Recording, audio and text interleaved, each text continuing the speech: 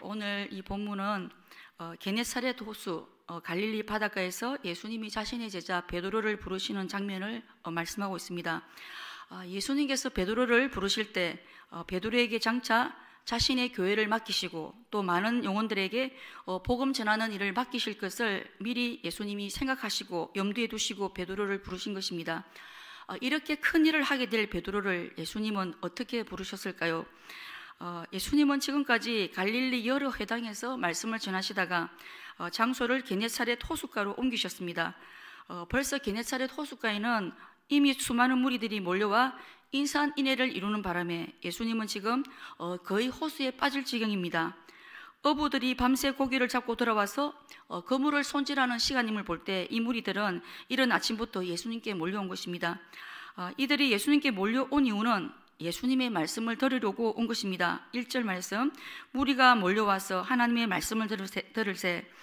이른 아침부터 사람들이 예수님께 몰려오자 예수님은 정시부터 말씀을 가르치시지 않으시고 이른 아침부터 정시 전에 이미 말씀 가르치는 일을 시작하셨습니다.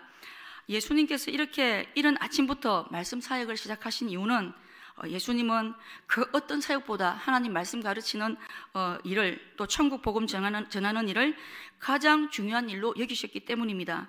한 영혼이라도 더 말씀을 가르쳐 주시고 한 영혼이라도 더 구원을 얻게 하시기 위해서입니다.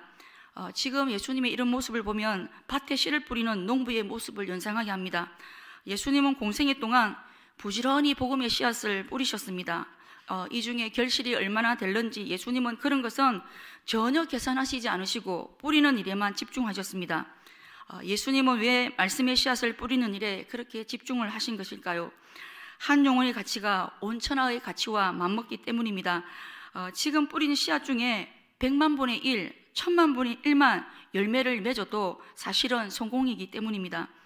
하나님의 말씀은 바로 한 영혼의 생명을 살아나게 하고 한 사람의 인생과 운명을 바꾸고 한 나라와 민족을 바꾸는 그런 능력이 있습니다.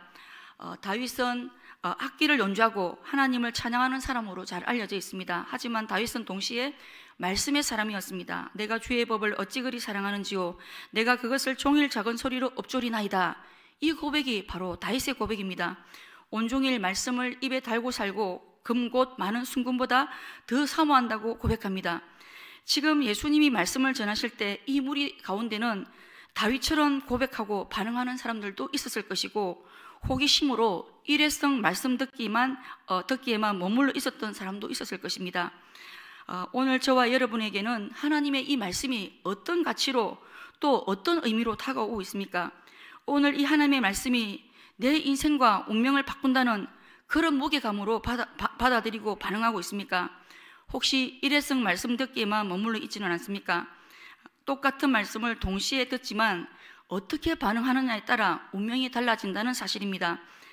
그런데 예수님께서 이 게네사렛 호숫가에서 이른 아침부터 복음을 전하시게 된 가장 중요한 이유가 있다면 무엇이겠습니까? 예수님은 평소 산에서도 또 빈들에서 또는 회당에서 말씀을 전하셨습니다.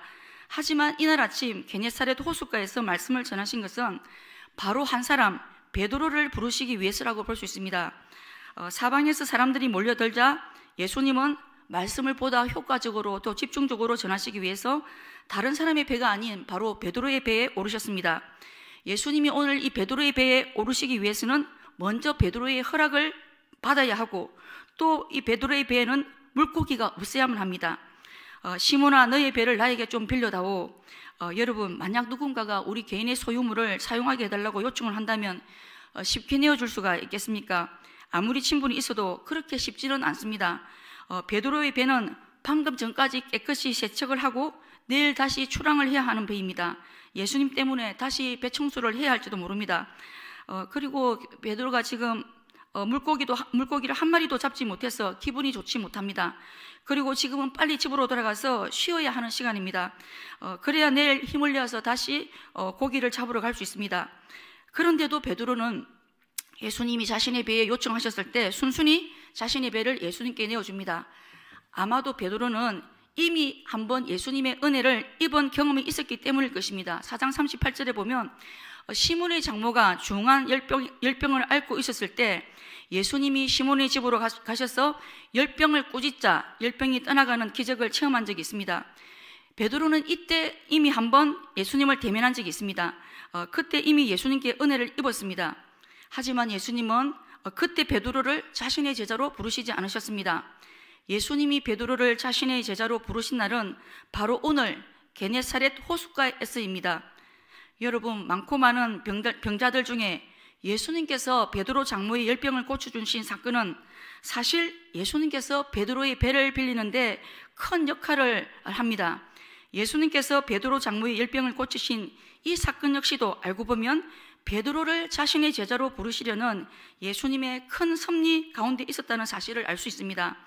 만약 베드로 가정에 가족의 질병이라고 하는 이 고난이 없었더라면 베드로는 예수님께 순순히 배를 내어드리지 못했을 것입니다. 열병이라고 하는 고난, 가족의 아픔과 문제가 오히려 은혜의 도구가 된 것입니다. 만약 베드로가 예수님께 배를 못 빌려드리겠다고 거절했다면 어떻게 되었겠습니까? 베드로는 예수님의 말씀을 듣지도 못했을 것이고 그물이 찢어지도록 많은 물고기 잡는 기적도 체험하지 못했을 것이고 무엇보다 예수님이 누구신지 알지 못한 채 평생 게네사렛 호숫가에서 물고기나 잡는 가난한 어부로 살아갔을 것입니다. 그런데 예수님이 베드로의 장모의 열병을 고치신 사건이 먼저 있었기 때문에 베드로는 너무 자연스럽게 자신의 배를 예수님께 내어드릴 수가 있었던 것입니다. 베드로의 장모의 열병은 베드로라고 하는 한 사람을 향하신 예수님의 준비된 손길이시고 은혜가 함께 맞물려 있는 은혜의 톱니바퀴라고 할 수 있습니다. 여러분, 하나님의 자녀인 우리에게 있는 고난과 아픔, 문제는 그냥 우연히 주어진 것이 아닙니다. 다음의 은혜를 위해 미리 준비된 사건, 다음의 은혜가 함께 맞물려 있는 더 큰 은혜를 위한 밑거름이라고 할 수 있습니다. 우리의 고난과 아픔에 주님이 찾아오시면 지금 주어진 이 고난과 아픔과 문제마저도 주님의 뜻을 이루는 도구가 되고 은혜의 도구가 된다는 사실입니다. 그렇기 때문에 오늘 우리의 고난과 아픔과 문제에 은혜의 주님을 초청해야 합니다. 주님이 찾아오시면 우리의 고난과 아픔과 문제도 의미 있는 고난이 되고 주님의 더 큰 은혜의 손길로 연결되는 통로가 되는 것입니다. 우리 하나님은 모든 것이 합력하여 선을 이루시는 분이십니다. 그렇기 때문에 하나님의 백성에게는 모든 것이 은혜인 것입니다. 예수님은 다른 누구의 배도 아닌 베드로의 배에 오르셨습니다. 예수님이 베드로를 찾아오시고 베드로의 배에 오르신 사건은 하나님의 작정과 계획 가운데 이루어진 일입니다. 그리고 오늘 본문을 통해서 알 수 있는 것은 예수님은 자신의 백성들을 항상 먼저 찾아오시는 분이심을 알 수 있습니다. 주님이 베드로를 찾아오시는 것은 주님이 이미 베드로를 다 알고 계셨다는 전제가 있어야 가능한 일입니다. 우리도 마찬가지가 아닙니까? 주님은 우리도 이미 다 알고 계셨고 우리를 먼저 사랑하셨기에 우리를 찾아오신 것입니다. 하늘에서 땅까지 이 먼 길을 사랑 없이 하나님이 어떻게 찾아오실 수 있으시겠습니까? 주 예수, 내가 알기 전 날 먼저 사랑했네. 우리 가운데 우리 스스로 주님을 먼저 찾아간 사람은 단 한 사람도 없습니다. 피조물인 우리가 창조주 하나님을 절대 찾아갈 수 없고 발견할 수도 없습니다. 죄로 이미 눈이 어두워진 우리가 빛 대신 주님께 어떻게 나아갈 수 있겠습니까? 그래서 우리 주님이 베드로도 먼저 찾아오시고 우리도 먼저 찾아오신 것입니다. 그 크시고 위대하신 창조주 하나님이 한낱 먼지 같은 피조물인 인간을 찾아오시다니 이것보다 더 큰 은혜가 어디 있겠습니까? 하나님이 베드로를 만나시기 위해 이른 아침 게네사렛 호숫가로 가셔서 베드로의 배까지 오르신 것입니다. 그런데 예수님은 언제 베드로를 찾아오셨습니까? 고기 많이 잡고 의기양양해하고 사람들에게 막 자랑할 때가 아니라 밤새도록 물고기를 잡았지만 한 마리도 못 잡고 빈배로 돌아왔을 때 마치 실패를 기다렸다는 듯이 실패의 순간에 찾아오셨습니다. 예수님이 우리를 찾아오실 때도 마찬가지입니다. 내 힘으로 이것저것 다 해보고 발버둥 쳐봐도 아무 성과도 결과도 없을 때 이러지도 못하고 저러지도 못하는 순간 빈배, 빈그물, 빈손의 순간에 주로 찾아오십니다. 주님은 왜 하필 이럴 때 찾아오시는 것일까요? 바로 이때가 우리 마음이 가장 낮아지고 겸손해질 수 있는 시간이기 때문입니다. 애국의 왕자 모세도 자신의 힘으로 뭔가 하려고 하고 혈기왕성한 시절에는 하나님이 찾아오시지 않으셨습니다. 애국 왕자의 기득권이 모조리 다 박탈당하고 도망자 신세로 미디안 강대에서 아무런 꿈도 희망도 없이 장인 이도로의 양을 치고 있었을 때, 힘이 다 빠졌을 때 호레산 떨기나무 아래에서 하나님은 바로 그때 모세를 찾아오셨습니다. 이것이 바로 하나님이 우리 인생을 찾아오시는 신비입니다. 그래서 심령이 가난한 자가 복이 있다고 말씀하신 것입니다.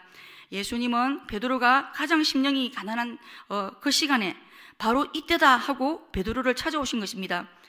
여러분, 밤이 맞도록 수고했는데도, 내 힘으로 뭔가 하려고 발버둥 치는데도 아무런 성과가 없고 결과가 없습니까? 낙심하거나 절망하지 마십시오.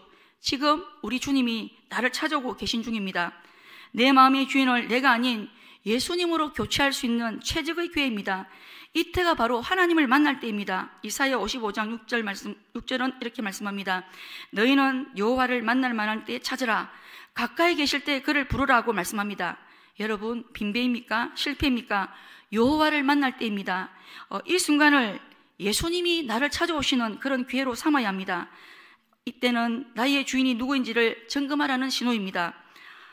예수님이 지금 베드로의 배에 오르셨지만 베드로는 아직까지도 자신을 찾아오시고 자신의 배에 오르신 분이 누구신지 제대로 알지 못합니다. 며칠 전에 우리 장모님 열병을 고쳐주신 분이시니까 이참에 웅공을 갚는다는 심정으로 배를 빌려주었던 것 같습니다. 서로 아무 대화 없이 시몬의 배에 오르신 예수님은 배에 앉으셔서 우리들에게 계속해서 말씀을 가르치시기 시작하셨습니다. 그리고 예수님은 말씀을 마치신 후에 베드로에게 뜬금없이 깊은 데로 가서 그물을 내려 고기를 잡으라는 말씀을 하셨습니다. 베드로의 입장에서는 뜬금없는 말씀이지만 예수님은 분명한 목적과 의도를 가지고 하신 말씀이었습니다. 바닷가 출신 어부인 베드로 입장에서 예수님의 이 말씀은 정말 받아들이기가 쉽지 않은 말씀일 것입니다. 그물 손질을 다 하고 이제 집에 가서 쉬어야 할 시간입니다. 피곤이 막 몰려옵니다. 어젯밤 고생은 고생대로 했는데 빈손으로 집에 갈 생각을 하니까 허탈합니다. 일용직 근로자가 하루 종일 일하고 일당을 못 받고 집으로 돌아가면 기분이 얼마나 상하겠습니까? 지금 비슷한 기분을 가지고 있는 베드로에게 다시 배를 타고 나가서 깊은 곳에 그물을 내려 고기를 잡으라고 말씀하신 것입니다. 게네사렛 호숫가에 사는 그 물고기는 어종이 주로 밤에만 잡히는 고기들인 것 같습니다. 그래서 이곳의 어부들은 항상 밤에만 물고기를 잡으러 나갑니다. 그런데 지금은 시간상 아침입니다. 고기가 안 잡히는 시간입니다. 게다가 예수님은 배를 타고 나가서 바다 중간쯤 가서 깊은 곳에 그물을 내리라고 합니다. 전문 어부들의 말을 따르면 깊은 곳의 물고기는 그물로 잡지 않고 주로 낚시로 잡는다고 합니다. 깊은 곳에서 그물이 철썩거리면 바닥에 깔리는 물고기들이 다 도망을 간다고 합니다. 이 정도는 어부가 아니라도 바닷가 근처에 사는 사람들이라면 상식적으로 다 알고 있는 이야기들입니다. 그런데 지금 예수님은 보편성과 전문성, 통계수조차 벗어난 이야기를 한 것입니다. 책상이나 만들고 의자나 만들던 목수가 수십 년 동안 바다에서 물고기를 잡아봤던 전문 어부들에게 이런 말을 하면 얼마나 자존심이 상하겠습니까? 어젯밤에도 물고기를 한 마리도 못 잡았습니다. 거기다가 깊은 곳은 물고기가 안 잡히는 곳, 물고기가 없는 곳으로 어부들이 X마크를 해놓은 곳입니다. 그런데 베드로는 예수님의 이 말씀 앞에 어떻게 반응을 합니까? 5절 말씀, 시몬이 대답하여 이르되 선생님, 우리들이 밤이 새도록 수고하였으되 잡은 것이 없지만은 말씀에 의지하여 내가 그물을 내리리다. 베드로는 자신의 경험, 자신의 지식, 기술, 실력, 이 모든 것을 다 내려놓고 그물을 깊은 곳에 내리게 됩니다. 비전문가로부터 비정상적인 이야기를 듣고도 베드로는 도대체 어떻게 순종할 수 있었던 것일까요? 5절에 보면 베드로의 이 행동의 동기가 나와 있습니다. 말씀에 의지하여 내가 그물을 내리겠습니다. 베드로는 예수님이 지금 말씀하신 곳에 물고기가 없다는 사실을 누구보다 잘 알고 있습니다. 물고기가 100% 없다는 그 사실을 다 알고도 순종을 한 것입니다. 말씀에 의지하여 이 조건 외에는 아무것도 없었습니다. 말씀에 의지하여 그물을 던지겠습니다. 예수님, 제가 어제 실패한 곳입니다. 고기가 안 잡히는 곳입니다. 물고기 안 잡히는 줄 제가 다 알고 있지만 그래도 말씀에 의지하여 말씀 때문에 그물을 내리겠습니다. 여러분, 베드로의 이 믿음이 대단하지 않습니까? 없는 줄 알고도, 안 될 줄 알고도 순종한 것입니다. 베드로가 말씀에 의지하여 순종할 수 있었던 것은 베드로가 자신의 배에 오르셔서 말씀하시던 예수님의 말씀을 들었기 때문입니다. 그날 아침 베드로는 예수님께 배를 빌려주는 바람에 예수님의 말씀을 들으려고 해서 들은 것이 아니라 들렸기 때문에 들었던 것 뿐입니다. 말씀을 들었더니 자신도 모르게 믿음이 생겨난 것입니다. 여러분, 믿음은 어떻게 생겨나고 자라날까요? 다른 방법이 없습니다. 믿음은 하나님의 말씀을 들을 때만 생겨납니다. 로마서 10장 17절 말씀, 그러므로 믿음은 들음에서 나며 들음은 그리스도의 말씀으로 말미암았느니라. 말씀이 베드로 안에 들어오자 말씀에 의지하여 순종의 행동이 나온 것입니다. 예수님은 베드로가 깊은 곳에 그물을 내리는 이 믿음이 생기도록 베드로의 배에 오르시자마자 말씀부터 전하셨습니다.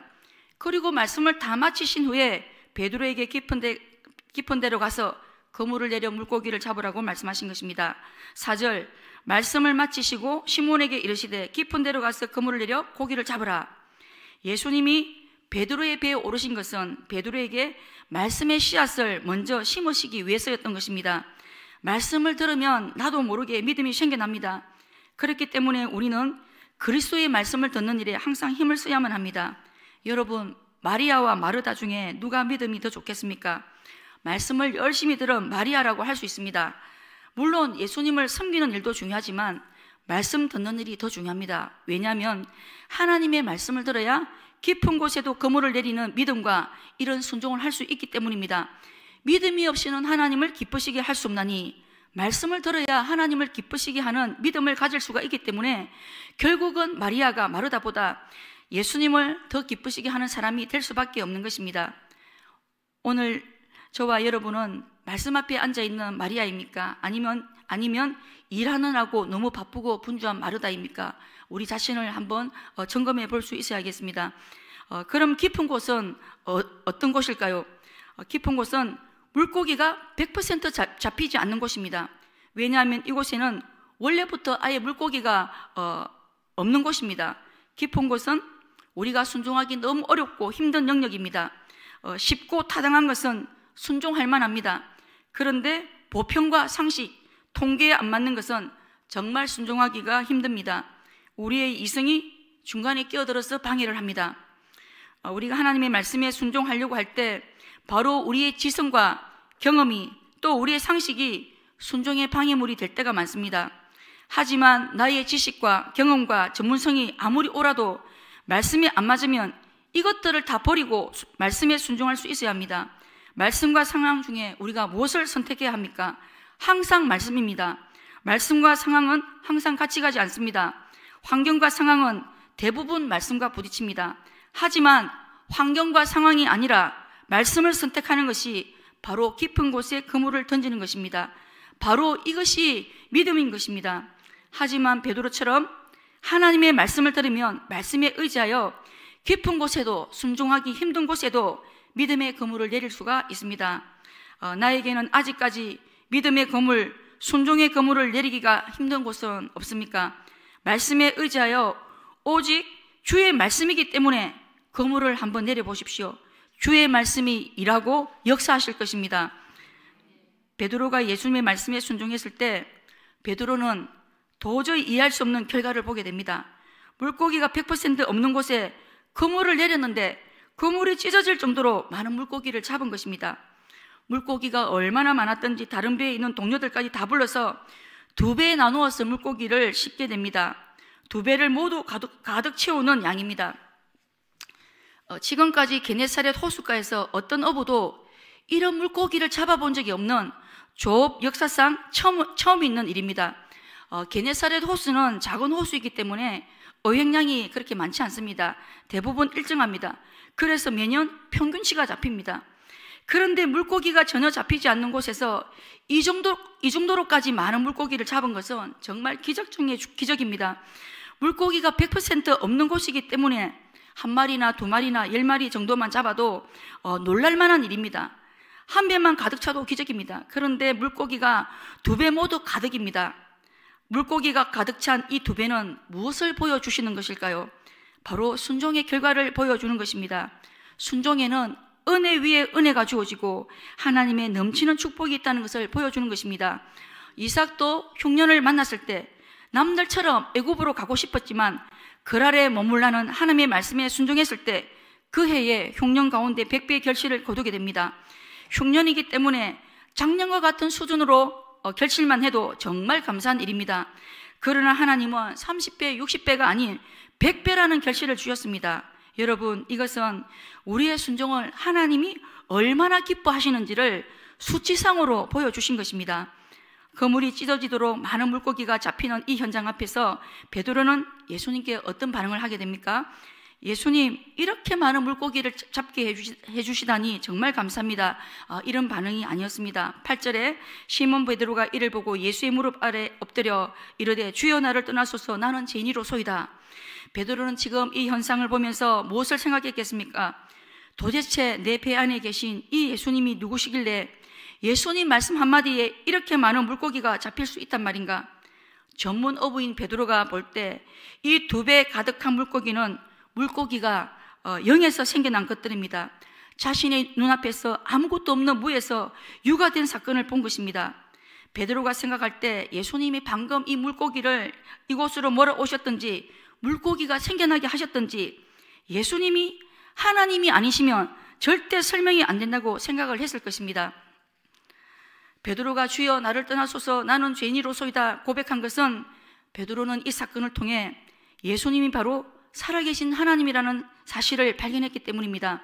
알고 보면 베드로가 예수님께 굴복한 것 같지만 사실은 예수님이 베드로를 굴복시키신 것입니다. 이분이 바로 하나님이시구나. 내 배에 하나님이 지금 와 계시구나. 말씀으로 없는 것을 있게 하시는 창조주 하나님, 그 하나님이 자신의 배에 있다고 생각하니 얼마나 충격이었겠습니까? 그런데 예수님은 때때로 우리에게도 깊은 곳에 그물을 내리라고 순종하기 어려운 것을 요구하실 때가 있습니다. 도대체 왜 그러시는 것일까요? 깊은 곳에 그물을 내릴 때 그곳에서 우리가 살아계신 하나님을 발견하고 하나님을 만날 수 있고 하나님의 영광을 볼 수 있기 때문입니다. 하나님은 노아에게 방주를 지으라고 말씀하셨습니다. 그때 노아는 말씀에 의지하여 120년 동안 방주를 지었습니다. 깊은 곳에 그물을 무려 120년 동안이나 내린 것입니다. 그런데 그때 노아는 심판의 하나님과 구원의 하나님을 동시에 경험하게 됩니다. 아브라함에게는 100살 때 난 아들 이삭을 번제로 드리라고 말씀하셨습니다. 이 말씀이 아브라함에게 깊은 곳이라고 할 수 있습니다. 아브라함이 이 말씀에 순종하자 아브라함은 바로 그곳에서 여호와 이레의 하나님, 없는 것을 있는 것으로 부르시는 전능하신 하나님을 만나게 됩니다. 오늘 우리가 그물을 내려야 할 깊은 곳, 순종하기 힘든 부분은 무엇입니까? 그곳에 물고기가 없는 줄 알고 있지만 내가 볼 때 아무 일도 일어나지 않을 것 같지만 주님이 말씀하시면 오직 말씀에 의지하여 이 조건 하나 붙들고 믿음으로 그물을 내려보십시오. 바로 그곳에서 살아계셔서 역사하시는 하나님을 만나고 발견하게 될 것입니다. 바로 그곳에서 하나님의 영광을 보게 될 것입니다. 하나님을 만나는 비결은 다른 것이 아닙니다. 말씀에 의지하여 깊은 곳에 그물을 내릴 때 순종을 통해 하나님을 만날 수 있습니다. 그래서 한번 순종을 통해 하나님 만난 경험을 가진 사람은 순종을 조금 더 잘할 수 있습니다. 그리고 또다시 하나님 만날 것을 기대합니다. 그래서 순종이 순종을 낳는 것입니다. 순종은 항상 열매를 맺게 되어 있습니다. 베드로는 깊은 곳에 그물을 내리는 이 사건을 통해 그곳에서 살아계신 하나님을 만났을 뿐만 아니라 자신이 누구인지를 정확하게 알게 되고 자신의 주인을 바꾸게 됩니다. 이 사건이 일어나기 바로 직전까지 베드로는 예수님을 향해서 선생님이라는 호칭으로 불렀습니다. 5절 시몬이 대답하여 이르되 선생님, 그물을 깊은 곳에 내리는 이때까지만 해도 베드로는 예수님이 하나님의 아들이 아니라 자신과 똑같은 사람 중에서 말씀 좀 가르치는 선생님으로만 알았습니다. 그러나 베드로가 예수님이 하나님이신 것을 알게 되자 예수님에 대한 호칭이 선생님에서 주여로 바뀌게 됩니다. 여러분, 기적 중에 기적이 있다면 무엇이겠습니까? 우리 인생의 주인이 바뀌는 것입니다. 예수님은 나더러 주여 주여 한다고 해서 다 천국에 들어갈 것이 아니라고 말씀하셨습니다. 그들은 주여 주여 입으로만 하고 주인이 바뀌지 않았기 때문입니다. 여러분, 우리 인생의 주인이 정말 바뀌었습니까? 혹시 우리가 입으로만 주여 주여 하고 있지는 않습니까? 베드로는 전에는 물고기가 중요했지만 이제는 예수님이 더 중요한 존재, 최고의 가치가 되었다는 말입니다. 깊은 곳에 그물을 내리는 이 사건을 통해 베드로가 예수님이 하나님이시고 또 자신이 죄인인 것을 알게 되었을 때 예수님은 바로 그때 베드로를 자신의 제자로 부르셨습니다. 10절 하반절, 예수께서 시몬에게 이르시되 무서워하지 말라. 이제후로는 내가 사람을 취하리라 하시니, 베드로야, 이제후로는 내가 사람을 취하리라. 취하리라는 동사는 위험에서 생명을 건져낸다는 뜻입니다. 예수님이 이 말씀을 하시자 베드로는 배를 육지에 대고 모든 것을 버려두고 예수님을 따르기 시작합니다.